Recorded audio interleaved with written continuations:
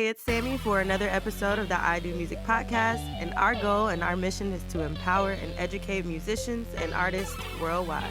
And on today's episode, we're talking to marketing exec of Westway Consulting and One Music Fest, Maurice Moetown Lee, discussing the importance of marketing yourself, brand consistency, and being a key player in creating One Music Fest. This particular podcast stems from our monthly weekend workshop, so if you're ever interested in attending, please visit our website at patchwerk.com. And without further ado, let's get into it. I want to bring out Moetown Lee. Y'all give him a round of applause.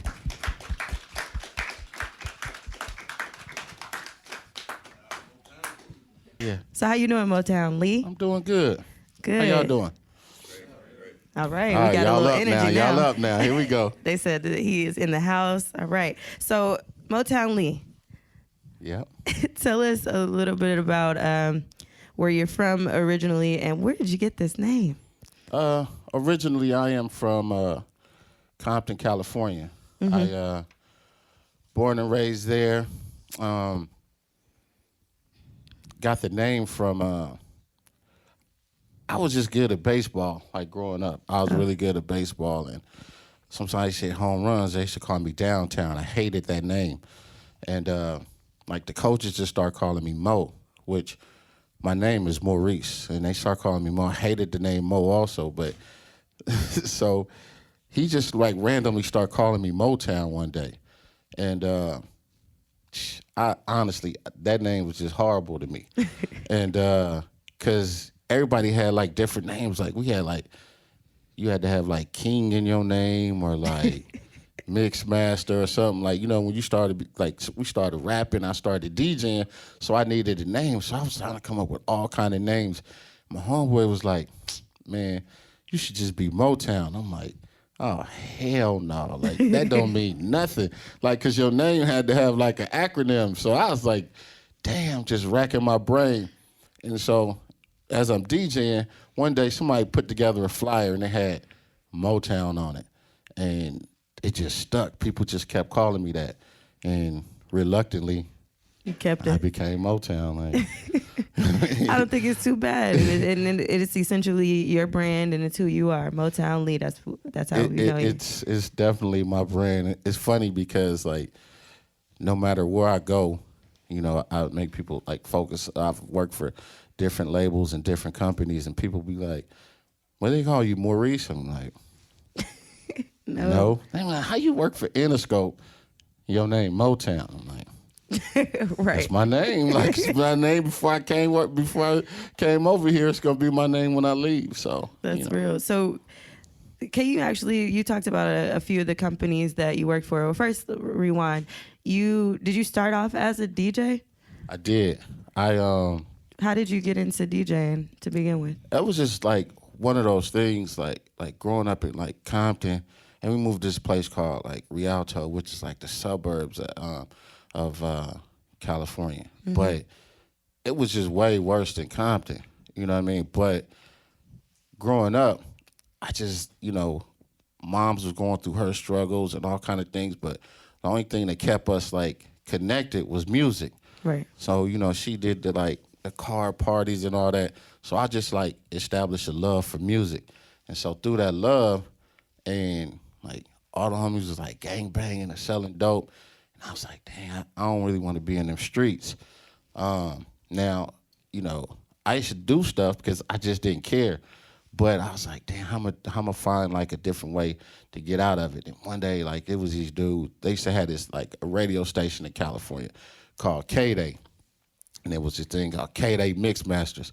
It was like Dr. Dre, DJ Pool, like Battle Cat, all these DJs. And they used to just get on there like rocking every week. And I seen the reaction. And so I'm like, damn, people wanna like beat them DJs is hard. So I started like trying it. I started like tearing up mom's little stereo, you know, trying to like mimic what they were doing. And so I just like fell in love with it. You know what I mean? Like and it became something like for me to get out. Like, cause I was like, damn man, if I go outside, if I go out in the streets, I'm gonna get into something. Cause all my homies was getting into something, like moms was getting into it. So it was like just natural. I was like slap rock. Every time I went out, something happened. Yeah. So I just like, man, stay in the house. And it wasn't like we didn't have like Comcast or DirecTV. I had all the channels. It was like 2 channels. So it's like, damn, I can't watch TV, but I got to stay in the house. So I just might as well start messing with the music. Yeah. Nice. And so you DJ'd early on, but how do you think that kind of scoped your ear for music? Because I'm sure people were giving you records. It was like the love came naturally and the knowledge of music but also I had to work with what I had. Meaning like moms had like the Anita Baker, the Teddy Pendergraphs, like Temptation records. And then I would have like $2 or $3 to get like the newer records. And the newer records always had like acapellas and instrumentals on them. So I couldn't afford to go to the record store and buy crates and crates of records. So I had to be able to like learn BPMs, learn like, okay, I'm gonna take this record and mix it with this, you know what I mean? So I learned like the beats, I learned like, I was like, okay, this was going, this will go with this. And just by accident, like kind of created, like, and found a love and a knowledge for music. So with that, it was just like, I can go anywhere and hear something. Like, because all I did was listen to music all the time. Yeah. So I would go places and I'm like, damn, did you hear that? And cats be like, what are you talking about? Like, oh shit, he said that right there. Like, no, I didn't hear it. You know what I mean? And I'd be like, rewind it. And they'd be like, damn, how the hell did you hear that? Right. So it was just one of the things that just naturally came. Like, so it was, it was a natural gift for you. Nice. And you have worked for a few companies over the years. I did. Yeah. So could you tell us about a few of those companies and artists you may have felt were instrumental in working with over the years? The first artist was this dude, Paperboy, who I don't know, a lot of people who may be under like a certain age probably don't know about Paperboy, but I was about to refer to Atlanta. Paperboy was like, he had this song called The Ditty, and he was my homeboy. He was just like kind of like his homeboy, and he was like, "Yo, man, Pape trying to record a record. He's trying to record a record. He need a DJ or whatever." And during that whole process of like Pape recording, he ended up doing this record. I was like, he ended up doing a record called The Ditty, but it didn't have no hook on it. You know what I mean? So it didn't have a hook, and we kind of was like, mixing and this Roger and Zapp record. And we were just like humming along and came up with the ditty. And so I ended up going on the road with Pape. He sold 3 million records. Through being on the road with Pape, like beforehand, like nobody else had DJs. He was the only one that had the DJ. So we were on the road with like Pac and Cam and SWV and them at the time. So at Soundcheck, I would always DJ and stuff at Soundcheck. And like Thug Life, like Pac and all the homies, they would just be like, yo, nigga, you hard. Like, you know what I mean? Like, you dope. Pac was like, I ain't got no DJ. Double was my DJ. Mm-hmm. You know what I mean? So I DJ for Pape and Pac on tour. That's you know what I mean? So like, as far as artists, like those two dudes like helped me a lot. And then, of course, 8Ball and MJG, because, like to rewind, during the process of DJing for Pape, I went, like, I met these dudes, Brian Turner and Super Dave, who worked for, Brian Turner owned Priority Records at the time. And Super Dave was like the national street team and mix show guy. And he was like, look, man, you should come work for us. At Priority? Priority. And I was like, nah, I don't know if that's my thing. You know what I mean? Like, I don't really want to work for a label. And I like, really, DJing was just a fun thing for me to make money, but I really wanted to be like a lawyer. You know what I'm saying? So I was like, nah, I'm about to go to school. I'm trying to be an attorney or whatever. He was like, look, man, this shit come natural for you. Yeah. You ought to just like work with the DJs. And so they just kept asking me, and then my homeboys ended up getting signed to the label. And one day they had like a big party, and it was like Ice Cube, all those guys there.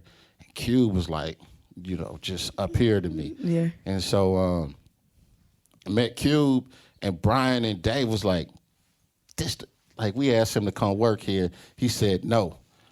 Cube was like, man, you better get that check. I was like, shit. Cube told me to get the check. You know what I'm saying? So I went and worked there, started doing street team and mix show, and then later they ended up like moving me to Atlanta. It was funny because it was just like, yo, it was a joke for me to move here. Like I wasn't supposed to be, like, I had never been to Atlanta before. Well, tell me a mix show. Tell me about a mix show rep is somebody that handles like the DJs that work at stations. Okay. So when you hear like in Atlanta, it would be like the Infamous, but back then it was like Nabs, Cersei, like Tommy Fix, like all those guys, like the Jellies. You know what I mean? So I started working with the mix show, and they was like, look, man, we need you to go to Atlanta for 2 weeks, because the person that was here in Atlanta,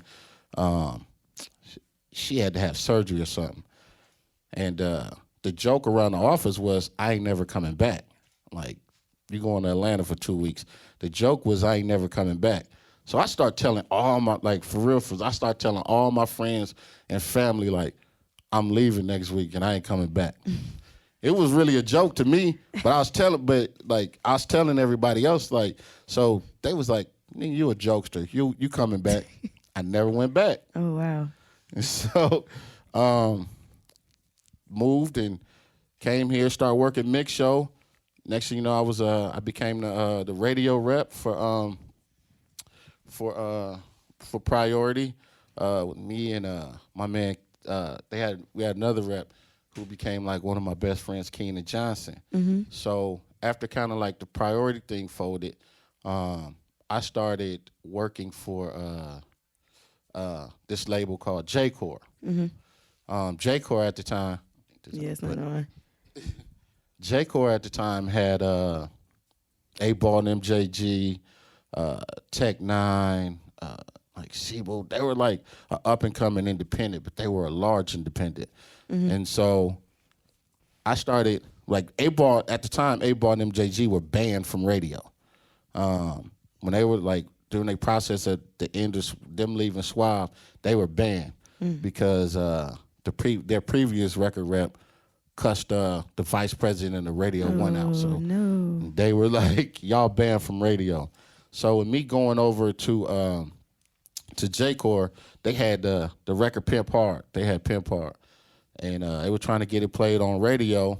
And, white dudes at J-Core was like, man, we ain't going to get no radio play. I was like, we going to get the shit on radio. So I think the programmer in Atlanta was Jerry Smoking B at the time. And I was like, Lala was there. And I was like, look, man, I need to get this record played. And I had a great relationship with them. And he was like, they banned. I was like, look, man, get me in front of Mary Catherine. Let's work this thing out. We ended up working it out. And so I became, like, they was like, look, if you can do it like that in Atlanta, we're going to make you the national radio guy. Oh, wow. So I was like, all right, cool. Went on a promo tour with 8-Ball and MJG, and then I was to be made the national radio guy. Then 9/11 hit. J-Core folded because just the finances. Yeah. But through that whole process, I just had a rapport with 8-Ball and MJG, and it was like, look, man, we like you. We don't have a manager. Why don't you become our manager? Nice. And I was like, I don't know nothing about management. Yeah. And it was like, you basically been doing it anyway. So I became 8-Ball and MJG's manager. And so, like, we looking for a label home, and I'm negotiating with Puff, and we end up getting them dudes $1 million deal with 100% of their publishing. So that's amazing. So you were do you think that there was any sort of, because like you said, you didn't have any idea of really what you were doing as in management, or what do you think the key thing was? I would assume it was the relationships you built at these different companies, but you walk into an office, how are you negotiating 100% publishing? First and foremost, like with anything, you got to walk in there like, with respect. Like one thing I will always say, like with through the whole thing, I always like focused on like me being me, and like keeping it 100. Like there are some times where you gonna get BS'd, and sometimes where you gonna have to sell BS to other people. Yeah. But as long as you walk in there and you, and it's the relationships like that is the most important word for me in the game is relationships, because when in the industry you gonna have some highs, but you gonna have a lot of lows. Just in business, period. One day you're gonna have a business that is just franchised and it's doing great, and the next minute I'm gonna have to file bankrupt. You know what I mean? But during that process, when you up, you got to make sure you're making good relationships. You know what I mean? Because you can own McDonald's and McDonald's go bankrupt, but the dude that owns Crystals is your boy. So he's like, look, man, we know what you can do. You know what I mean? We seen what you can do. So we understand if circumstances that happen, you got to close McDonald's.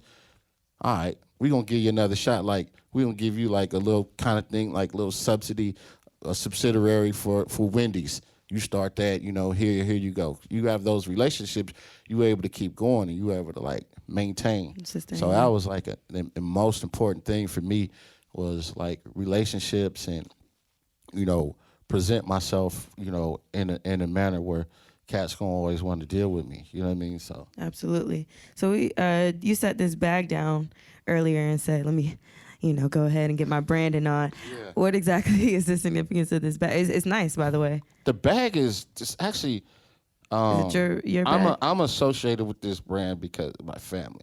Okay. I'm not even selling the bag, but but it's one of my best friends' brand. Oh, okay. So I feel like if his brand is a success, then we all gonna be a success. So I work because before if somebody would see me with a bag like this, they like, you got a Merce or whatever. Yeah, like, you know what I mean? Yeah. Like, what kind of bag is that? Yeah. But if you wear it the right way, you know what I mean, it looks good for the brand.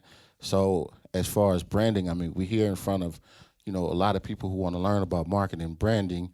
And, it's a podcast, it's film. So when people see me come up with it and they see me set it down, they can be like, oh, what's that? Yeah. You know what I mean? I want to get one of those. Actually, they're able to sell bags and, do certain things with it. I love that. That's loyalty. Well, let's talk about branding. What does that exactly mean for an artist or a creative that's trying to get their music off the ground or get their project off the ground? What is branding exactly? Branding, outside of, recording and come up with an idea, branding is one of the most important things that you can ever have. From an artist standpoint, the first record or the first way you present yourself, you got to understand that that's going to stick with you for a long time. So take Kid and Play, for instance, right? Kid and Play branded themselves as these nice, fun guys, dancers. We kind of like the Laurel and Harley, kind of like the comedy team of rap. But, they could rhyme, they could rap, but they branded themselves as these fun guys. Now, they pushed that and they rode that wave and they became, this as far as they brand.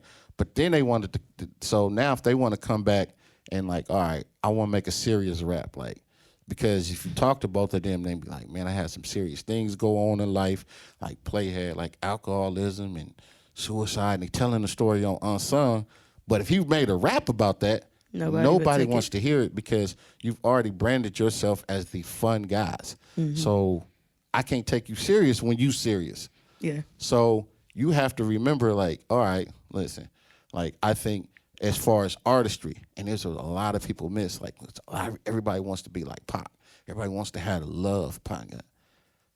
Pac never, if you look, Pac never branded himself or put himself in a box. You know what I mean? People be like, man, Pac was everywhere. But then you, when you look further, you're like, dang, I'm everywhere with my thoughts. You know what I mean? So the way he branded himself was okay, I can do this, I can do that, I can do this, and I can still be respected. Now, when you break it like from the beginning stages, you have to understand like, how you dress, or, how you go in offices, how you go in meetings. Whatever you do, the first time somebody meets you, that's you branding yourself. So they're always going to remember that first time. So first time you meet somebody, if you drunk, you told, like, for reals, if I'm in if you in a club or something and you see Jimmy Iovine and you faded, don't go talk to Jimmy Iovine. You know what I mean? Like, now, if you in there and you see Future or somebody and they faded too, you can talk to these guys because y'all on the same level. Like, right. You know what I mean? He's having a good time, you having a good time. Now, but it's just like, you look at Jimmy like the president of the bank. You ain't gonna go talk to the president of the bank looking or smelling or, you know what I mean, inebriated. Because they ain't gonna give you no loan, or they not gonna do business with you. So you have to remember the first time, you meet somebody, your first interaction is how you brand yourself. So if you come and talk to anybody, you gotta remember, look, you know what I mean, I gotta make sure I'm A1. So because you got the origins of branding is an identification. People may, if you do like link history, like they brand, like the negative connotation, like they branded slaves. A slave, like it was an identification. They branded cattle, but it wasn't a way to to mean it was a way to identify yourself. Right. So your brand is a way that you're going to identify yourself. And even speaking to that, in terms of branding yourself, even as an artist and beyond, just creatives in general, we also think about creating a logo or imagery like online, because there's so much online content that you have to deal with. What's the importance of a logo, and what to you, I mean, I know what type of logos I personally like, but what do you think is a great logo, like that's going to resonate on any flyer, any, platform? Something descriptive, but something simple. When it's too complex, I mean, we live in a quick world. Everything is quick. So nobody is really going to, it's just like with flyers. Nobody's going to get a flyer and read everything that's on the flyer. Right. They're going to read the what and when and who. It's gone. So the minute you see, somebody sees that, like, think about this, right? Polo is the most simple logo, but most recognized logo Yeah, I in was the about to say world to that, me. and like Nike. You know what I mean? So exactly, it's just a swoosh. You know what I mean? It's like, and Polo is just a man riding a horse. But it's like the most recognized brand out there, but it's simplicity. You know what I mean? So you have to focus on that. Like, as far as music, when you see, like Def Jam, look at Def Jam's logo. Def Jam's logo was basically just Def Jam. Yeah. Patchwerk's logo, pretty much, like, when you see it, it's funny because I've seen a lot of people try to take the logo. Yes, and we were talking about that earlier. Like, you can't take that. We know this is Patchwerk's logo. It was like funny because it was like a couple years back, and I remember the Patchwerk logo like the back of my hand, and I saw somebody else like that didn't have anything to do with music. Yeah. I think it was like a marketing company or something, and I was like, oh shit, that's Patchwerk's logo. So I immediately hit Kurt. He was like, man, I'm already hip to it. He's like, damn, you noticed that? I was like, dog, when I see that block and that, I was like, I just think of Patchwerk. Yeah. So, It's important. this is just a good way to push. Yeah. So, kind of going back to marketing yourself, and you have to know who you're marketing yourself to, right? So, Right. What's the importance of identifying that market and like your demographic, I guess? Market analyzation is very important.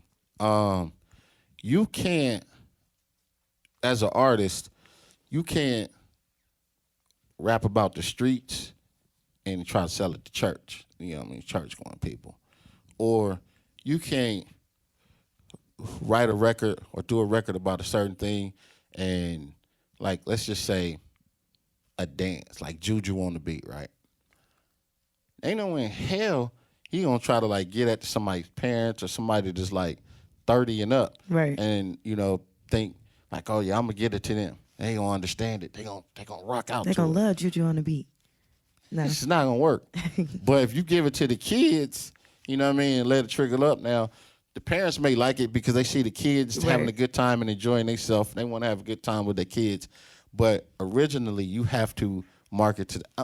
I give you an example, like somebody that market themselves like beforehand, that marketed themselves like incredibly from the beginning stages, like, and we had it like from the label standpoint, we had to play from behind because we just didn't have that. It was like the first digital Soulja Boy. Mm-hmm. Soulja Boy, 15, 16 at the time, and he did the Soulja Boy record, and he put it online. But when him putting it online, one thing he would always do, and people thought it was the silliest thing, was he would always have these glasses, and he would take white out, liquid paper, white out, and write Soulja Boy on his glasses. Now, to the common person, that was stupid. Why is he writing Soulja Boy on those glasses? But everywhere you went, everywhere he went, people was like, that's Soulja Boy, like Soulja Boy, Soulja Boy. And it became like name recognition. Because like, the song was called Soulja Boy Tell Him. That was the title of his song. Yeah. You didn't really know that was his name. Yeah. The reason you knew his name because he pushed that. And so as far as like, and he marketed and stuck with that. Mm-hmm. So as the label seeing this and like, we getting it, we playing from behind on this because we had to catch up. Because when we got him, we was like, yeah, we're gonna just push him to radio and, everything we doing. It wasn't like that. Radio wasn't rocking with Soulja Boy at first. No. Why not? You know what I mean? Because they ain't understand it. Yeah. You know what I mean? It was like, this record just doesn't fit. Yeah. But then when you like see it along with the video with the dance and all that, yeah. You know what I mean? You see who it's going for. So when everybody was like, I get it. I didn't know the kids was doing this dance, blah, blah, blah, and all this. So, the way he marketed doing the dance. Yeah. Mm-hmm. So exactly. She like, yeah, girl, I still know it. The way he was pushing himself and the way he was we had to market him was we kind of had to alter a lot of things and recognize the demographics. Like, so with that being said, with anything, like, you can't just like, it's not throwing a something and just like hoping it stick. Right. You know what I mean? Because unless you have a lot of money to blow, that shit ain't gonna work. Mm-hmm. If you putting out a record on the budget, you got to pay attention and you got to be able to target the exact folks that you want to hit early on. You know what I mean? Or it's just gonna be an expensive ride. Yeah. So we know that we need to identify the market or the demographic, right? But are there tools to figure out who's watching our YouTube videos or who is looking at our Instagram? Are there like certain tools that we could utilize? Well, first, like the majority of people here, like y'all focus on music, or is it? We got rappers in here. We have producers. We have any managers? Well, if you're doing like with music, mm-hmm. People put their music on SoundCloud. People put their music on YouTube. You even put your even Instagram now. But now, instead of putting a personal page, you got to always sign up for the business page now. Now, if you look at all the business pages now, they give you analytics. Mm-hmm. You know what I mean? So not only give you analytics on you can also find out analytics on other people. So even with SoundCloud, you can click on somebody and be like, oh, okay, this is the person that's liking my record. You know what I mean? This is his age. This is what he looks like. Even with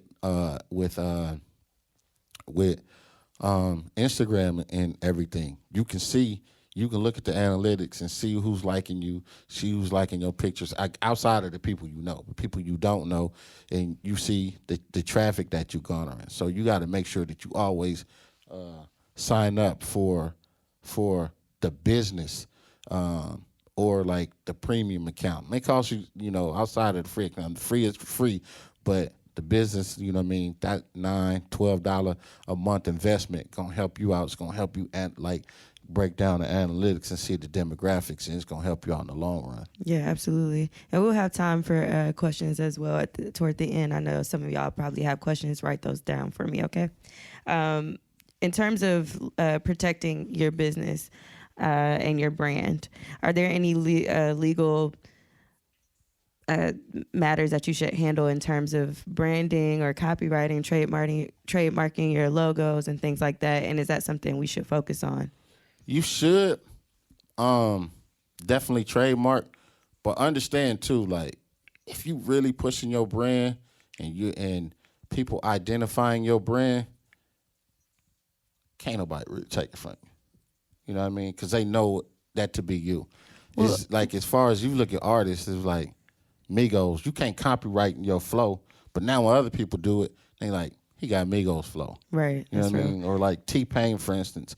When T-Pain, even though he didn't really originate the vocoder like Roger and Zapp did, but in his era, he did it. Right. And so when everybody else tried to do it, I was like, that's T-Pain. Yeah. I was going to actually ask you if you heard about Kylie Jenner's battle with the singer Kylie. She's trying to basically brand or trademark Kylie, the name. And there's a singer in Australia who's been around for years that ought to know about. So, what do you do in that case? Because, she is a brand as well.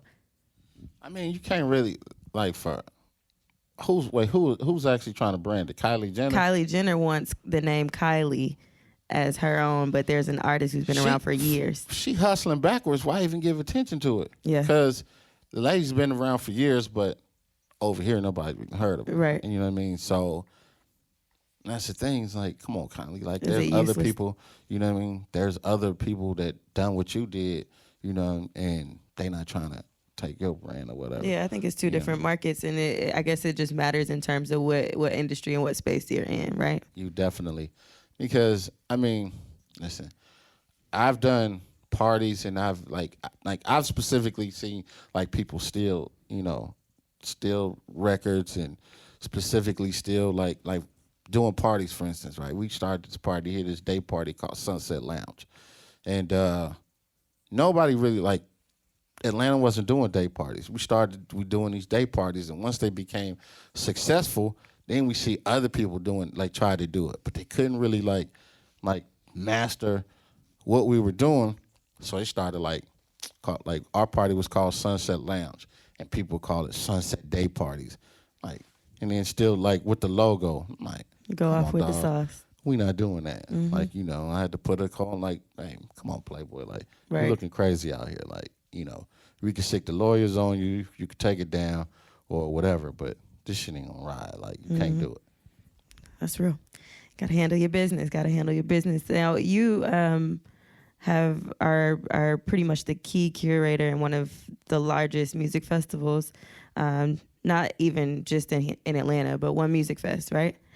Correct. Can you tell us, because we want to get into marketing and promotion, can you tell us a few strategies that you use personally to make One Music Fest what it is today? Well, first things I'm gonna say we, because it's I know it's not just you know you. what I'm saying, the team is we got a incredible team with One Music Fest. I mean, is it a large team in terms of that? It's not a large team, but it's a lot of people associated, but our team is basically the cat that founded it and created, Jay Carter, myself, Cynthia Charles, in that whole process, One Music Fest, no lie, man, putting together One Music Fest was for me, it was one of the things that it wasn't my idea, but it's now my adopted baby. Yeah. And this year is kind of one of the most gratifying moments in life to see. We started in a parking lot. You know what I mean? We literally started in Kings Plow parking lot in the mid, we did it in June or July.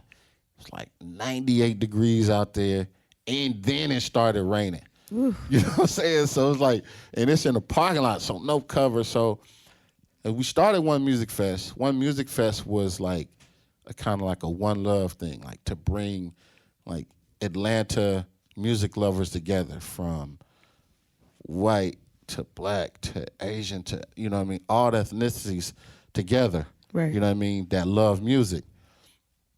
Now we had to kind of like tweak it to be like, look, man, like now we're able to bring like all like different ages as well as different demos, like different like age demos, and you know, because even with black people, for instance, I give you an example.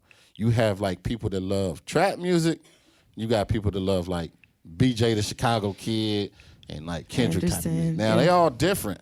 You know what I mean? So it's like if I'm bumping Future and Gucci and somebody come and give me like an Anderson .Paak, I'm not really feeling it. And then vice versa. So One Music Fest, like now we able to bring all these people together, you know what I mean, during the festival, and now these people are able to appreciate this. These people are able to appreciate that. And so like the younger guys who come to see Anderson .Paak and BJ, now they're able to see like the Dungeon family and Lauren and Nas, and they're like, oh, I get it. You know what I mean? Now I became a fan. Yeah. So, you know, with the marketing and stuff like that, like we just, like now that's what we focus on. But, you know, this year was just like really incredible for us because just the Dungeon family thing and how that like transpired, and how when you like the reaction and when you look and you see people all the way from like 13 to 50 to seeing it, and they like, well, actually it was few people older than that, but seeing it and enjoying it, not just like, and they just like, I'm from the and it was like, dang, dude, and I'm like really looking around, I was like, damn, it was an experience. I'm like, damn, dog, this is like, you know, it's crazy. Mm-hmm. Absolutely. And with One Music Fest though, even in terms of you all's logo and branding, it's pretty much been the same across. Like you recognize the image, you know that this is coming, and you're excited for it. How did y'all develop that, and what can we expect in the future for One Music Fest? It's funny because if you look at the logo, the original like the logo, which is basically the same, we tweaked it a little bit. Mm-hmm. It was like white hand and a black hand, like fist in the air, like throwing up the one. Mm-hmm. You know what I mean? But it was like this. You know what I'm saying? Yeah. So that was, you know, we bringing all ethnicities together. White, black, and stuff like that. So that's positive. But you know, it's still like bringing everybody together. So and we just like focus on that. But this year, with One Music Fest this year, man, like because everybody was like, how y'all gonna top Outkast and Dungeon Family and all that? And our logic is like, you can't really top it.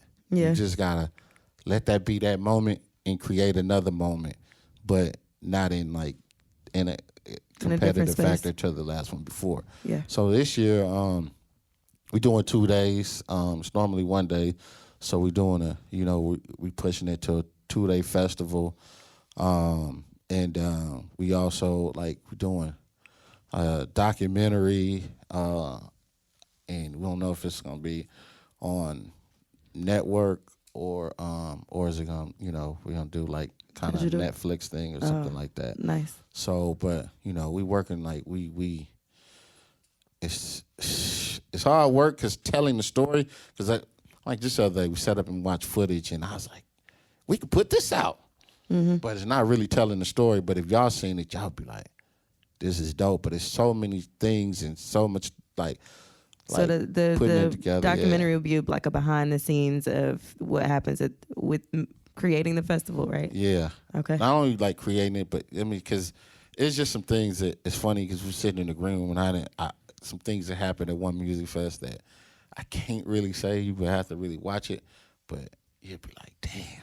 That's really because a lot of people need to learn the ins and outs and what goes on behind the scenes because we just forget, and we look at the final product and we forget how and we don't know what it takes to get there. Like you know, and we kind of like telling a story of what it takes, the backstory and the stuff that last minute things or like the infighting or like artists being back there like I just don't feel like performing.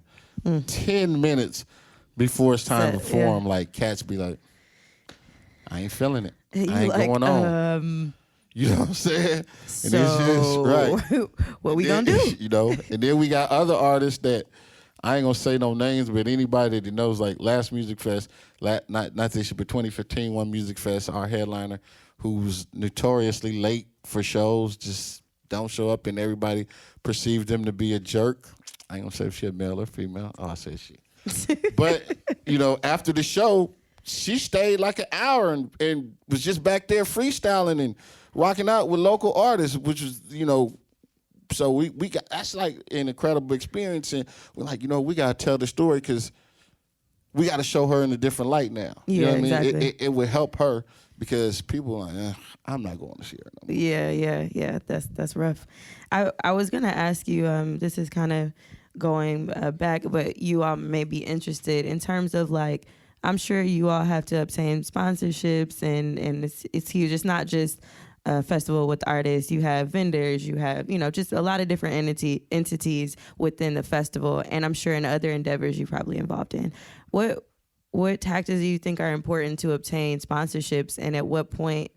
You know, I guess it depends on what you're trying to do, but even as an artist, you know, there are artists who have sponsorships. What tactics or which ways can you go about doing that? Well, I start with artists. For artists that are trying to obtain sponsorships, first of all, you have to present yourself in a manner. You gotta understand, like, listen, when you're dealing with the sponsors, it's a certain type of dude or woman that you're going to talk to when you're trying to get them checks. And they may like the music, but when it's time to talk to them, they don't understand what you're talking about. Like, they not really trying to come to the studio and talk to you about, you know, giving you a sponsorship or whatever. So you gotta and they're always looking for one thing about the sponsors, they always about protecting their brand. So if they give you a check, you best believe, like, look, the minute you do something that jeopardizes our brand, you out of here. You know what I mean? And so you have to think about not only representing yourself, but representing that brand. So like anybody, like you could be a rapper who just knows you just gonna do some irresponsible things. Right. You shouldn't take the check from certain companies because they want you to do or be a certain way. You know what I mean? Like they still want you to be you, man. Like look. So you should probably reach out to, you know, sponsors that align with your brand as well. Like, exactly. You know, I know a lot of artists that I know want like a Backwoods or, you know, like those things that you utilize in the everyday. Like, what type of people are we looking to reach out to, or companies? You got to think bigger. 'Cause Backwoods ain't really cutting up checks. They're not. You know what I mean? So you pretty much just getting product with them. You basically saving $5. Right. You know what I mean? Or $100 that year because they just gonna give you a bunch of Backwoods for the whole year, and it's not really giving you no money. You know what I mean? But they using you to sell millions and millions of dollars worth of Backwoods. So it's just a horrible deal. So you got to think bigger. You know what I mean? So a lot of people think like even alcohol. They're not giving good deals anymore like before. You know what I mean? Like I think Puffman had the best alcohol deal. You know, because people think his deal was so great, people thought he owned Ciroc. You know what I mean? But he didn't own Ciroc. He got a deal, a sponsorship deal, and they gave him enough to jump out there and like he owned it. He got a good percentage, but he never had that deal. Oh wow! You know what I mean? So Fifth, like the way Fifth presented himself. Like, if you look at Fifth, what Fifth has done, Fifth still maintained Fifth being a jerk, you know what I mean, like, to a lot of people. But me working with Fifth, Fifth may be one of the most intelligent people I ever met in my life. You know what I mean? Because Fifth is like, all right, I know I'm going to be me, but he's always looking at the bigger picture. Now, remember when Fifth came out, Fifth was like tatted up. Uh, he was like G Unit, you know what I mean? Like it was just gangster. Fifth was like, all right, wait. I came out in the club and I'm like seeing like I kind of becoming like a little sex symbol, you know what I mean? 'Cause you know what I mean? I'm in the club, I'm rapping my shirt off and all Chest that. out. And he's like, wait a minute. So even though I sold 10 million records, what can I do to take it to the next level? Yeah. Fifth went, I'm going to get all my tats removed, right? So you don't understand the significance of that. And then fifth, you don't really keep facial hair. Now, when you're dealing with a lot of, you know what I mean, people like in these like corporate offices, if you coming in there as a black man, they're already intimidated by you. I mean, that's why if you look like in a lot of like, you look at even Barack Obama, never had no, you know, he had facial hair. Because the facial hair is intimidating to a lot of people. You know what I mean? Especially like, you know, we're already intimidating. So just that brand. But Fifth never kept the facial hair. But he took off the tats. So now he start getting like acting roles. You know what I mean? He still was Fifth. Now all of a sudden he hanging out with like Chelsea Handler and, you know what I mean, all these guys. And he's learning their game. You know what I mean? They thinking like, oh yeah, Fifth selling out. He one of us. Fifth really in his mind, I'm learning y'all game. I'm making the connections. Yeah. So, all right, as I'm making the connections, all right, I'm doing this movie. Now I'm at this director. Now I'm at the people from Showtime. Now I'm at these people. I'm like, now I'm gonna start producing my own series and my own movies and stuff like that. Yeah. So the way he branded himself I mean, just the vitamin water like deal. They came in Fifth was like, hey, we're gonna give you a deal. He's like, I don't want no money. You know what I mean? Because I know my worth. If I can sell 10 million records, I can sell X amount of bottles of water. So I don't want the money. Give me this deal. You know what I mean? I'm gonna hold on to it. I'll take the percentages. That deal that would have been worth $1 million ended up being worth $50 million to Fifth. You know what I mean? And I get like honestly, and only people that's close to me know the story, like, cause you never want to throw the dudes under the bus, but I feel like, you know, like I tell y'all, so one of the biggest mistake in my professional career was I was managing A-Ball and MJG, and Ball had a song called Stop Playing Games. And in the song Stop Playing Games, he said, give me that Grey Goose and put that yak back. Just that line in their fan base in markets where they were hot in, people start buying Grey Goose. Yeah. I remember at the time, people was winning. Armadale, Jay-Z and them was pushing Belvedere. So the Belvedere was, you know, people was drinking Belvedere, and Puff and them was pushing past the Cavassier. Nobody could understand why now this brand that nobody's heard of, who never marketed to the African-American community. We got hip to Grey Goose because we was in New York at the studio, and we ran out of alcohol, and the studio engineer was like, should drink this Grey Goose. It's like, what the hell is this? And we ended up drinking Grey Goose and had a great time that night. We was like, we just blamed it on the Grey Goose. Like, we had a great time on that Grey Goose, so we started drinking Grey Goose.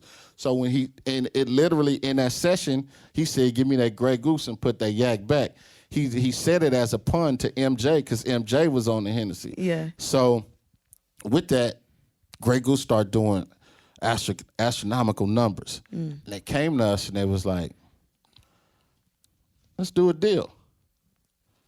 We can do one or two ways.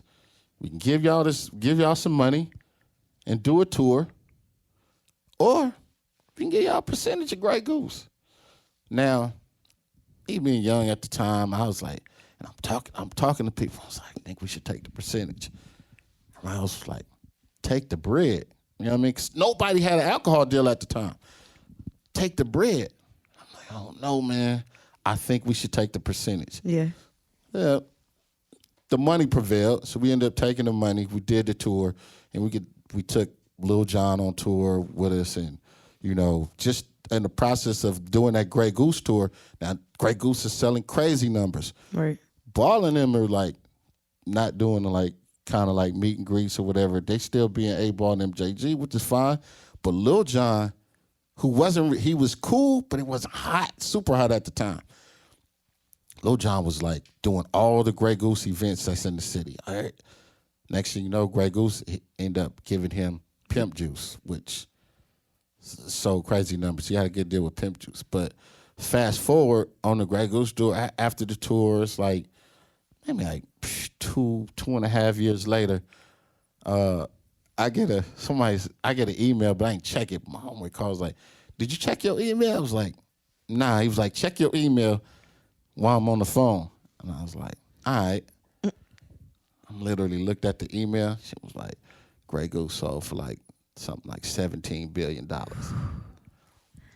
Right then, I was like looking, I'm doing numbers in my head. I was like, dog. 17, 7 carried a 1. Bruh, then I started doing my cut, my 20. I was like, man, I'm supposed to be retired, man. But I just closed I literally, like, we had the next tail. I chirped. I didn't even, like, push the chirp. I just started talking the ball like, dog, check your email. Nigga was like, dang. I was like, dang, Greg, it was just sold for $17 billion. My stomach hurt. I remember closing I closed my computer and went home, like, play with my dog for a couple days. Like, dang. I was sick. I mean, it's a lesson learned. It's definitely a lesson learned. But you've had a lot of success despite this decision. You've had a lot of success over the years. One of the things that comes up is that you were involved in making Atlanta the #1 contributing market for the debut of Straight Outta Compton, that film. So what were some strategies you used to help make it as successful as it was here? Because it was the #1, like, that means that we did the most. And you would assume that it could be like on the West Coast, right. in LA, like, Right. But it was here. That was just a thing. Like, I do this, like, I don't know if anybody, I do this thing called the California Picnic here. We've been doing it for a long time. They've been doing it, like, it was kind of smaller, like, they've been doing it for a while, but I took over because it was so many people from the West Coast. I was, like, noticing, like, there's so many people from the West Coast that live here. Right. And it was just, like, and it was kind of like a way we can get together and find like camaraderie. Because if you live anywhere else, like even if you lived in New York, that's a 2-hour plane ride. You can't really do that, like going home. You know what I mean? So it's like the California is 5 hours. So we couldn't just hop on a plane and take a weekend trip to California. So we had to find a way to bring California to us. So started with a few hundred people, and now it's like, 4,000 or 5,000 people every time for the picnic. But with that being said, so when Straight Outta Compton, the movie was coming out, and I feel like I'm the Compton representative. I'm like the ambassador of Compton, like that live in Atlanta. Nobody when you think of Compton in Atlanta, I'm like, in my mind, he thinking of me. So I'm seeing all these, seeing like these premieres and these, I'm like, man, I can't even get it. I'm not getting an invite. I don't feel like I'm no scrub dude. Like, hold up. I feel like I'm reputable in the music industry and, whatever. So I can't get an invite. So all my DJ boys was like, man, I'm going to send an email to the company that's doing it, and you're going to be straight. He CC'd me on it, and the reply, it was like, we could try to get him in. I don't know. No. So I'm looking at the pictures, and I'm like, hold up, man. Like, she a teacher. She work at the bank.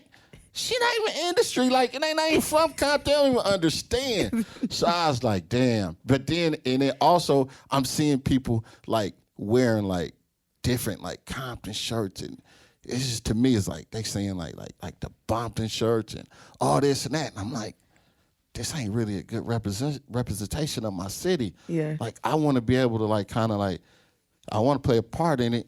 I want to, like, be able to tell the story and people that come and we able to talk, because people think it's a joke. Like, even when you see a movie, you're thinking, like the movie starts with the Batarang.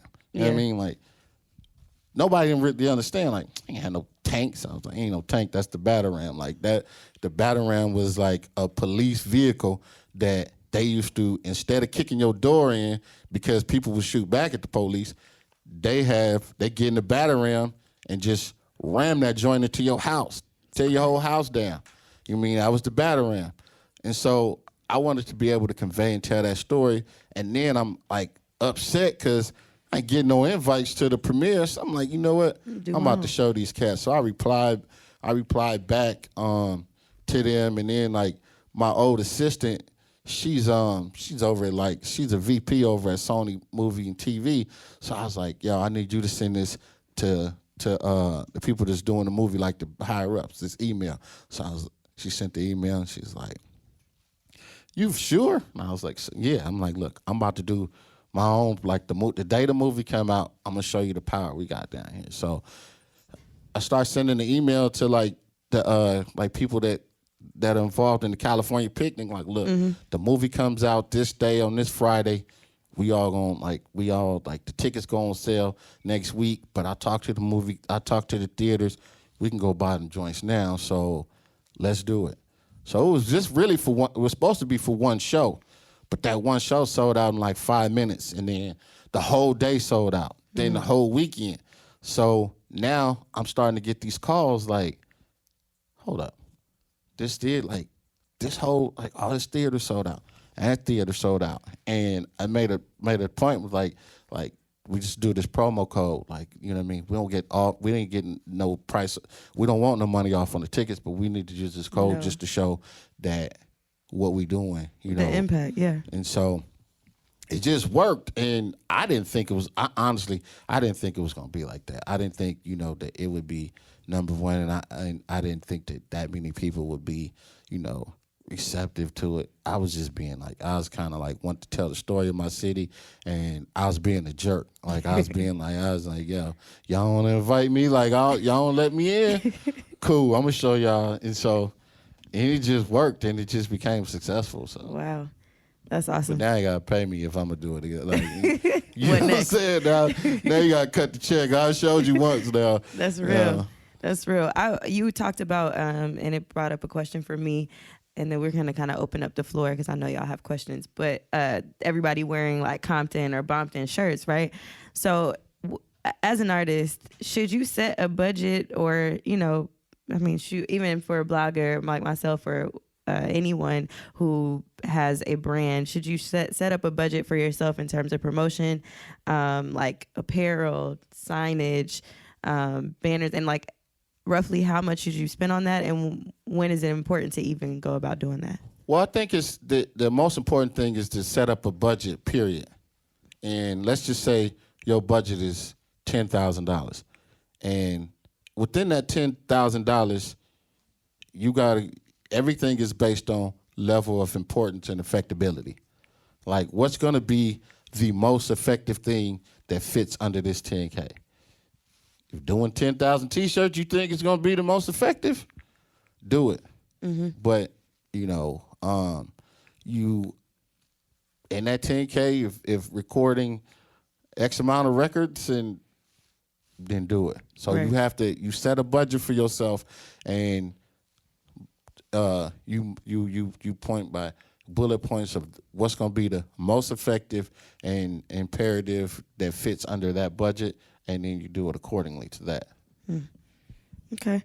And I wanted to just ask you gave us a few moments of, I guess, like experiences that really shaped your career. We talked about Pac earlier and working with a priority.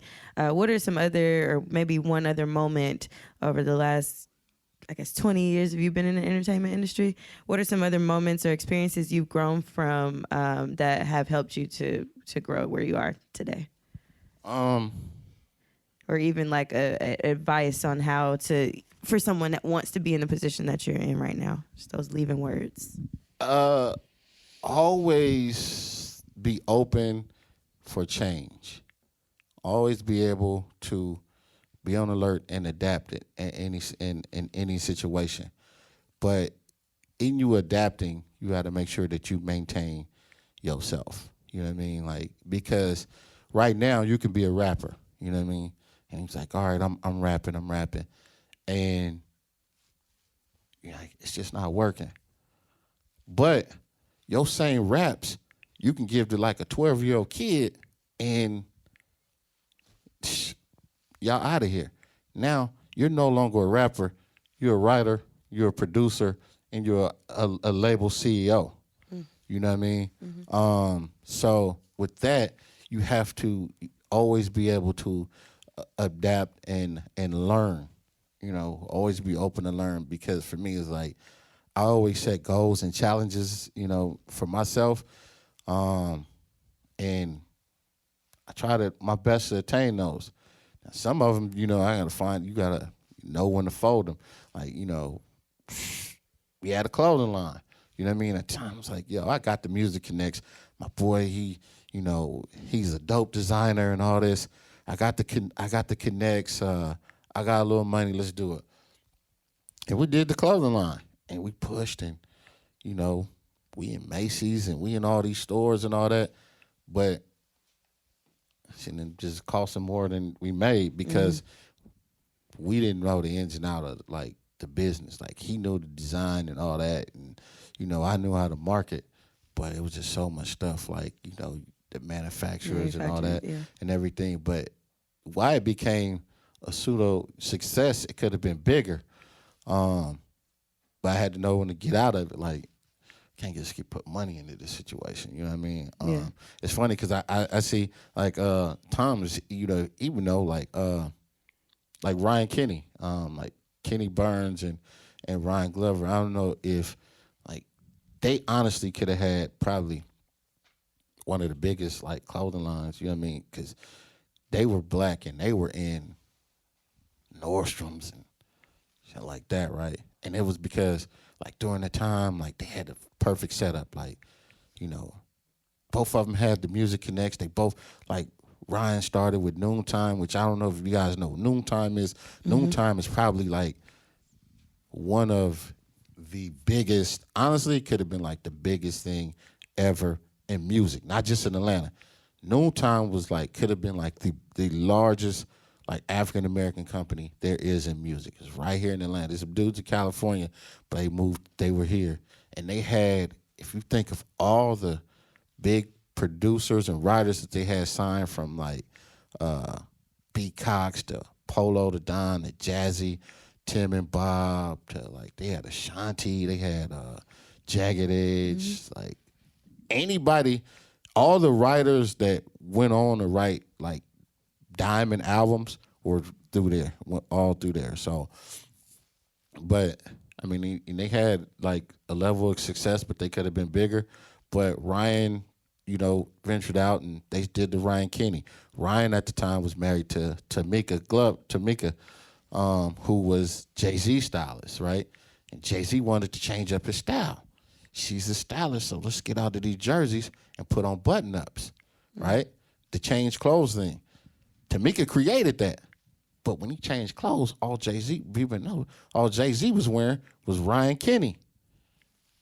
The Ryan Kenny brand started taking off. Like, you know what I mean? People was just like, we didn't, like on the lower level, can't get on it because it was like $300 a shirt. Yeah. But what they missed, the thing was, like, they missed the mark because I think they like missed like a shipping or something. They missed shipping or something like that, or they shipped late, and then Nordstrom's and all that was like, y'all some niggas. You know what I'm saying? Like, you know what I'm saying? Like, we thought y'all was different, but y'all some Negroes. Like, we, you know, y'all, and with any brand, like, you have to do it. Like, for them, you got to do what you say and say what you're gonna do. Right. So we got all this in a store, in a department store, whatever. We got all this space for you. Like, our sales, our projections, our numbers are all, and your numbers that you're gonna do are accounted all into that. So we miss you. You missed this delivery, and we missed this. Ralphie, you still got them shirts over there? Got some space. Come on, we gonna give you double the space. We know what you gonna do. So, you know, be always like, you know, that, but always like do what you say and say what you gonna do. Like, you know, and maintain relationships and stuff like that. Cause, you know, you can have it all in your hand and it just be like sand one day, just sip through it. And then you just like, It's all gone. Dog. Yeah. Well, powerful words. I would like for to open up the floor for some questions. If anyone has any questions, Courtney's going to go around and give you the mic to ask those. Hello, how are you today? Great. I'm Chisalu. I'm actually new to the industry. My boyfriend and I just moved here from Louisiana, and he's into the music. So I just want to know more about. You spoke earlier about the Instagram and making your accounts business, but what happens to the people that have like certain amount of followers on Instagram already? How would you be able to move over to that business account but still Because keep your? it's basically, it's automatic. Like if you know, it's just like icon and basically comes up and say you want to like change this to a business account. Okay. It automatically transfers to a business account once you sign up for it. But even with the followers and stuff like that, you got to make sure that the followers are like real, because there's a lot of people buying followers and they're not real. But there's also make sure that the followers and that you're engaged, because a lot of people will post. You know, you can like post stuff, but it's not an engaging post. Like you can post having a good time with the homies. You know what I mean? People gonna see it and like it, but it's not engaging. So you can be like in the studio, but I'm having a good time with the homies in the studio. What song should I record, right? Just something simple like that. It's in the question.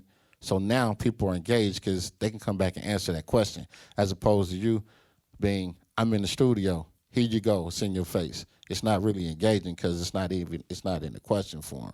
So you have to make sure that, you know, with that being said, it's engaging. One thing, like with one music fest, for instance, we always, the process, we always ask, who would you like to see at one music fest?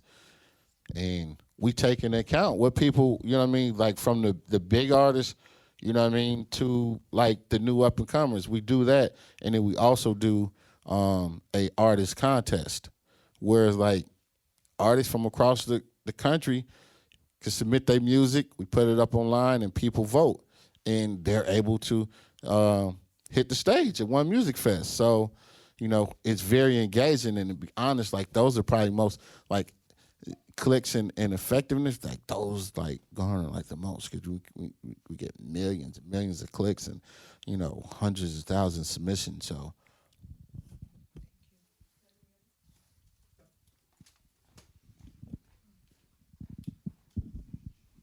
All right. So you mentioned the one music fest moment. This is actually one of the questions. Can I ask multiple questions or just one question? All right. So you mentioned the one music fest moment. I'm sorry. You mentioned the one music fest moment. Did you all anticipate that moment was going to be that epic? And I'm not even trying to be funny. Like seriously, did you all realize that you were creating that moment, or were you surprised by it? I don't know, surprised, but I don't know to say if expected, but we definitely were overwhelmed. You know how, I don't know if anybody like cooks or they work in the meal or the job that you do. When you put in the most effort and you get that check, it's like the most gratifying. So it was like one of those things. We knew like that it took work to get all them dudes on the stage together. It took so like much work, so many back and forths, like just so many different conversations, like, and to the point where, like, you know, we had to market things a certain way. We had to take some things down. We had to change. We had to jump out there and help, like, men relationships that we had nothing to do with. But, you know, hey, we want our show to be dope. So I got to pull in favors. I got to go and talk to this cat at radio because he's upset, and this programmer, so we had to do a lot. So that everything that it took to go into that, kind of figured, like, you know what, the day of the show, like, man, you start getting the butterflies, like, as it gets closer and closer to them guys performing, you know what I mean? Because, like, one music fest, I mean, we start, like, the day before, and it's just from 7 a.m. to 3 a.m. Sunday. We just like go. So you're not really able to think about it. But as it gets closer to the Dungeon family, like you like, dang man, I feel like something special happening here. Like I started like feeling like looking around and I'm seeing all the people, and when you don't see people leave and you like, damn, it sounds like more people coming. And you look around like, dang, because, you know, it's an all-day festival. It's hot. People leave. You know, they come see who they want to see, and sometimes they leave. And you're like, dang. Everybody out here, and you backstage, and you seeing even artists not leaving. Like, you know, we had Erykah Badu perform on another stage before before Dungeon Family, and she ran through her set because she showed up late, but she ran through her set and said it on stage like, I'm sorry, y'all gonna be mad at me, but I gotta go over here and see Dungeon Family. You know what I mean? So when you see things like that, you see like Ice Cube and BJ and Anderson, all of them staying like, yo, I wanna see these guys together. And you back there and you see in the moment, like, uh-oh, this might be something. This might be something so much that I'm not even, I'm turning off my radio and I'm going in the crowd because I gotta see this. And when I'm in the crowd and they show started, right then was like, damn dog, it's something special. Like, you know what I'm saying? Like this is crazy. And you know what I mean? As the show go on and Drake comes out and the crowd is hyped and they couldn't believe that because we never really pushed that he was gonna be there. You know what I mean? Because we couldn't. He came out but like I think then when Tip came out and they did the Bone Crusher record and the crowd was going crazy. At that moment, it wasn't even when Drake came out. It was when they did that. It was when they did Never Scared. And I was like, dog, hey man, I might shed a tear. And it was crazy because I was like, it was everything that could happen at one music fest. Man, I had a concussion because earlier that day, I was helping somebody with a box, and I was putting it in the merchandising room, and the box fell, so I'm bent down to pick up the box. Somebody came out the door, bam, hit me in my mouth, knocked my teeth out. You know what I'm saying? It's like, anything that could happen that day, it happened. And so I knew, you know, I was like, I ain't going to no doctor. It's going to either be special, or I'm going to have this memory, or it's just going to be the worst. It ain't no middle ground. It's either going to be the best day or it's going to be the worst day. So, you know. Nice. So you mentioned your Grey Goose moment with 8 Ball and MJG. What could you have done differently to avoid that Grey Goose moment? Two things. I could either sign the paperwork myself and just not listen to them. You know what I'm saying? If I would got fired anyway, or it was just, or I probably could have tried to push them more to do the deal. You know what I mean? I probably could have got in their head and like, look, man, look at the importance. I probably could have broke down, like, it was tough because I didn't have the numbers. I knew about the numbers of music, but I didn't know about the numbers and analytics as far as look up sales and all of that stuff. So I probably could have like looked up, like, look, man, here's the sales. This is what we can do. But it wasn't no litmus. It wasn't nothing to measure it by because nobody else had a deal. So I couldn't come back and say, look, this is what his dude did on this deal. Somebody had the deal at the time. Actually, that motivated Puff to do the Ciroc deal. You know what I mean? Because he saw the numbers and he saw what we missed, and he was like, oh, I'm finna go get that money. That's one thing. He ain't never gonna leave no money on the table. You know what I mean? Even the flavors, you know what I mean? The Ciroc flavors. Ballin' and pushed the Ciroc flavors. Like that's the reason they did the lemon Ciroc, the lemon Grey Goose, you know what I mean, all that, because we hate, like, even though we drank Grey Goose, we didn't like Grey. Like, we was just like, we wasn't sophisticated. We mixing drinks. And then we also on the Grey Goose tour, and we also doing meet and greets and all that. So we just like, man, what can we do? Stop mixing. We used to just like go to stores and buy like cases of Minute Maid lemonade, like the little 16 ounce or whatever. And we drink like half of it, then fill it up with Grey Goose. Right? You know what I'm saying? Because it still looked the same. You know, ain't nobody know you drinking, but we like the taste. And then cats used to come on the bus and like, what y'all drinking? That lemon goose. Puff and all them guys come on there drinking it. The Grey Goose people drinking it. Next thing you know, Grey Goose got the lemon goose. And it's just, again, money left on the table. How you doing, Moetown? My name's What up, Brad? Beat Dilla. I'm a music producer. And I'm having a problem right now, like when I'm in a lot of sessions around a lot of artists.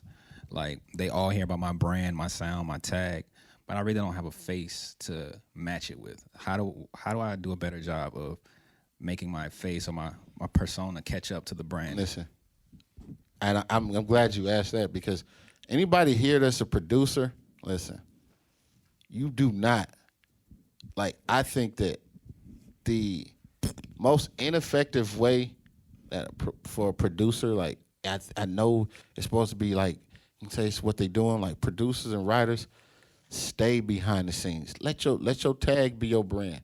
The minute you jump out there and want to be seen, it's gonna hurt.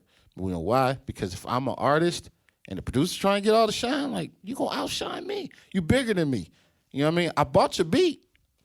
You know what I mean? Look at Beyonce. You never really know who really, unless you read the credits, you don't know who producing Beyonce records. You know what I mean? She gonna have some of the biggest, some of the, like, to some new guys. But at the same time, it's all about her. It don't matter to you, because Beyonce gonna go out and sell 10 million records, and 50% of that is coming to you. You good. If you look at a lot of the writers, man, look at a lot of the writers and a lot of producers, from Dre to, which, let's take Dre out of it, because even when Dre was producing, Dre never really, like, he'll produce your record and he ain't finna be in the video or nothing. But, you know, when you look at like Tim and all those guys were super huge until you start trying to be in the video and rap and all that stuff. Then it's like, you know, you're trying to outshine the artist. You know what I mean? And artists are very jealous, and even with management. Like, if you're a manager and you start, like, your girl look better than your artist girl, bruh, that's gonna be a problem. So, you know what I'm saying? If y'all in the club and you talking to as many women as he is, or the women liking you might look better than the guy. Your swag may be better than his. But at the same time, like, man, you there to do a business. You there for business. So you step back and, you know what? It's your show. You know what I mean? Like, I'll talk to women after this or whatever, because if he think you still in the shine, and they mind you getting shine because of them, and you still in the shine. The next thing you know, or even spending habits, they may have horrible spending habits. And your spending habits might be great, and you invest your money better. You might roll up in a better car than them. You stealing money. It's just all kind of things. So as a producer, man, it's better let your music, your tag, and everything, your brand do the talking. You don't need to, like, because first of all you want to do is make beats and great music anyway. You don't want the responsibility of doing interviews and going on the road and doing promotions and stuff. Why? Because then that takes away from your creativity. Any artist, man, listen, artists may want to do interviews early on, bruh, but after 365 times 5 times 10 years or whatever, man, you get tired of answering the same question everywhere you go. It's the same questions, taking pictures, and they burnt. You don't want that, man. That's a lot of responsibility. You want to just create records, man, and be dope. So you don't want to shine. Trust me. Let your music and your brand, like, do the talking for you. Hey, all right. What's up, Moetown? This is Mr. Fat. My question is, earlier when you was talking about the artist you was managing, you said that their vice president at Suave did something and then they got banned from the radio. So was that banned for life? And is it possible to get banned for life? It is possible to get banned for life. They was banned because I got with them way after the Suave situation. So they got banned during maybe lay it down days, because they was huge. Yeah, because they were huge, but they never got radio play. So when radio were coming to them and like I think it was over, they asked them to do birthday bash or something like that. And during the time they asked them to do birthday bash, they was like, well, we getting paid? And it was like, no. You know what I mean? It's a promo show. And they was like, all right, well, we need X amount of tickets. And the radio station was like, no, we're not giving y'all these tickets. And they was like, look, man, we doing y'all a favor. You know what I mean? They was like, we doing y'all a favor. And like, y'all never played an 8-ball and MJG record on the radio, so F y'all, right? He said it like that, and she took it like, oh, nah, they cussed me out. You know what I mean? They was like, we is only gonna do the show. You know what I mean? If y'all ain't gonna give us these extra tickets. So it just became that, and that issue became a huge issue. But she didn't hold that against him. She held that against them. And they was banned, man. So years later, it wasn't, it was a lot. And when they had Pimp Hard's, like, everybody loves. I never, like, when I came out, I didn't realize 8-ball and MJG was, like, they huge. And people loved them. And it was like, yo, the people wanted to see him. And I'm like, man, we got this Pimp Hard record is a smash. Like, they playing it in the clubs. It don't make sense that y'all not playing it. We can't play it. So it just took so much. And like, for me, it took, like, me working my relationships with Jerry Smoking B at the time and La and Chris. Because like Chris, it was Chris Lover, Poon Daddy, and La. They had the show. And they was like, man, we want to play it, but we can't. They just get in trouble because I was, you know what I mean? Like, they was the homies, and they would, like, sneak the record on. They would get in trouble, and I was like, look, man, I'm going to go talk to Jerry. Like, we going to work this out. And ended up back and forth for a few weeks and working it out and, getting the band lifted. So, but it wasn't easy, and it took work and wasn't easy, but, you can get the band lifted, but, hey, man, it's better not to get that band in the first place, though. You know what I'm saying? Because it's easier not to get the band than get the band lifted.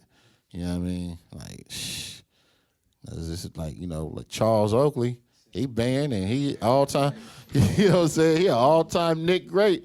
And dude done banned him, and you got the fans chanting, we want Oak, we want Oak. But the owner's sitting there like, man, I own the team. Y'all don't pay for y'all seats. Like, I don't know if we finna lift that band. Like, so you just never know, man. Hello. How are you? Good, how are you? I'm interested in being an A&R for companies and, like, finding talent for them. I'm still learning the business, and I'm still in school for marketing and everything. But I know there's, like, a big difference between A&R and management. And, like, as you're starting and, like, working with musicians in the beginning, like, it's so easy to get tempted to want to do everything for them, like, legit manage the artist, And I know you talked about adaptability and everything and being open to stuff like that. But how can you stay focused on, like, exactly what you want to do and not, like, sort of trail off into other things too much, If you want to be an A&R, like, you can't really be focused on one thing, because A&Rs today have to do a lot. Most A&Rs today, they started from management and production and stuff like that, and there's very few. Honestly, like, very few A&Rs like it used to be. And then also with A&Rs, you have to be able to show your worth, like, because an A&R is going to be, sometimes he's going to be the manager. Sometimes he's going to be the promotions and marketing department. Sometimes he's going to be the product manager. He or she has to wear a lot of hats. So you have to be able to adapt and learn a lot of different things to be an A&R. You mean to be an effective A&R, because you can just say, look, I don't, I want to get these records together or whatever, but that's just part of it. You know what I mean? So sometimes you're going to have to, because, listen, you could be an A&R and you have an artist and all the rest of the departments just mess up this product. You can have, like, the best, you can have a All Eyes on Me album. You know what I mean? And it's just the greatest. It's supposed to sell 10, 20 million records. But everybody else don't get it, and somebody else fumbles the ball. If I'm in the promotions department, I'm going to be like, man, shit, we do with every other record. They gave A&R department, but everybody going to start blaming everybody. Because when they do the numbers, they like, man, we put all this money because you the A&R. You the one who signed, who got Dr. Dre on the beat, JD. You the one okayed all these budgets. You the one okayed to pay, you know what I mean, to let's not record in the backyard. This record is big, so we got to go with the best. So we got to record at Patchwerk. This is your decision. And the minute that budget don't work out, it's on you. Because I ain't trying to get fired for something you did. Because, look, we got 9 other records that sold. It's on you. So you have to be able to wear all those hats. You got to be able to know how to market, promote, brand, record, be a manager. So you have to be adaptable as an A&R, like, you know. And so you have to be able to show your worth, you know what I mean? So. All right. As an artist on social media, is there anything that you don't want to see or would like is absolutely no for an artist to post on their social media? As an artist, man, and anybody, I mean, just anybody, remember what you post today is out there. Ain't never coming back. You can erase it, but somebody took a screenshot of it. You know what I mean? Like, for real. If it's just that outlandish, somebody took a screenshot and sent it to somebody, and they sent it to somebody, it's just out there. So even as a parent, man, like, you gonna post something, and you like, man, it ain't a big deal because my kid only 3. And shit, when they like 7, 8 and understanding the game, somebody got a picture of when you had your ass on on Instagram. You know what I mean? And it's just gonna come back to haunt you. So the best thing is like if it's questionable, don't do it. You know what I mean? So, but you might not care. You know what I mean? You might be like an old dirty bastard type artist, and the most outlandish thing is the best thing for you to do.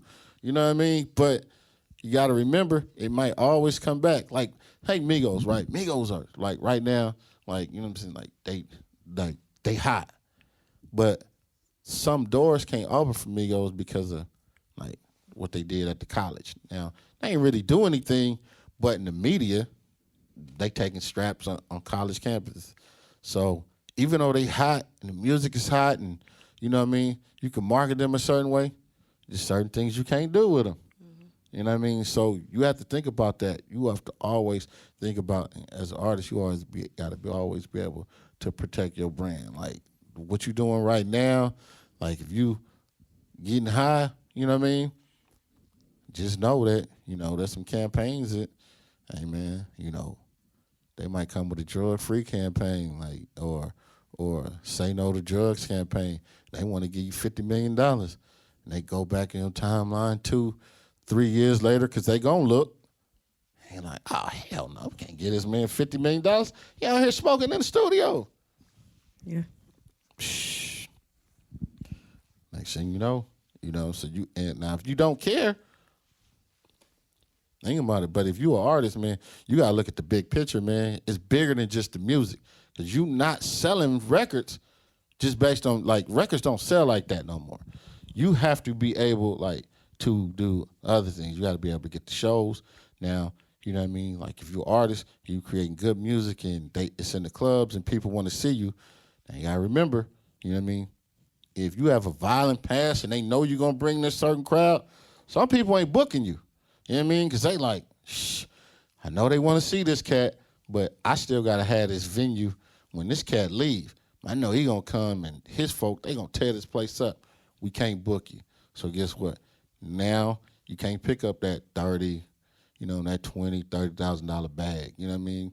Or if you do, you know what I mean? They're gonna be like, man, I gotta give you a $15,000 bag because I gotta spend $15,000 on extra security and police and insurance and stuff.